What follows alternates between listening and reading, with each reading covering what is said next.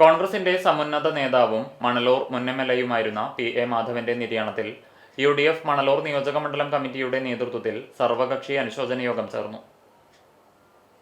Pavaratti bus stand പരിസരത്ത് ചേർന്ന സർവകക്ഷി അനുശോചന യോഗത്തിൽ എ.ഐ.സി.സി സെക്രട്ടറി ടി.എൻ. പ്രതാപൻ അധ്യക്ഷനായി.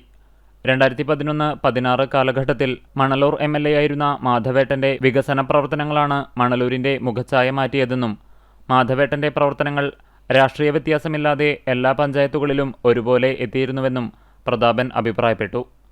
13ാമത്തെ വയസ്സിൽ രാഷ്ട്രീയത്തിൽ ഇറങ്ങുകയും കോൺഗ്രസിന്റെ വിവിധ തൊഴിലാളി സംഘടനകളുടെ നേതൃത്വം വഹിക്കുകയും ആരുടെയും പിൻബലമില്ലാതെ രാഷ്ട്രീയത്തിൽ സ്വന്തം പ്രയത്നം കൊണ്ട് ഉയർന്നുവന്ന നേതാവ് കൂടിയാണ് മാധവേട്ടനെന്നും അദ്ദേഹം കൂട്ടിച്ചേർത്തു.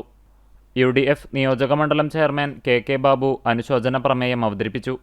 വിവിധ രാഷ്ട്രീയ പാർട്ടി പ്രതിനിധികളായ C Sreekumar, P Subidas, advocate Muhammad Ghazali, P Jayan, N Leo, Samson Chiriyankandath, M Umar, Benny Thalakkottukara, Mullassery block panchayat president Clemen Francis, ഗ്രാമപഞ്ചായത്ത് പ്രസിഡന്റുമാരായ ആൻഡോലി ജോ, ഗ്രേസി ജേക്കബ്, ജില്ലാ പഞ്ചായത്ത് അംഗം Leela Ramakrishnan, Congress block president CJ Stanley എന്നിവർ സംസാരിച്ചു. യു.ഡി.എഫ് നേതാക്കളായ KB Jayaram, PK Rajan, advocate Suresh Kumar, Siju Pavaratty, Jio Fox, KS Deepan, Zubaida Muhammad, Shaju Tharakan, Dhanesh Chullikkattil, Prasad Wagah എന്നിവർ നേതൃത്വം നൽകി.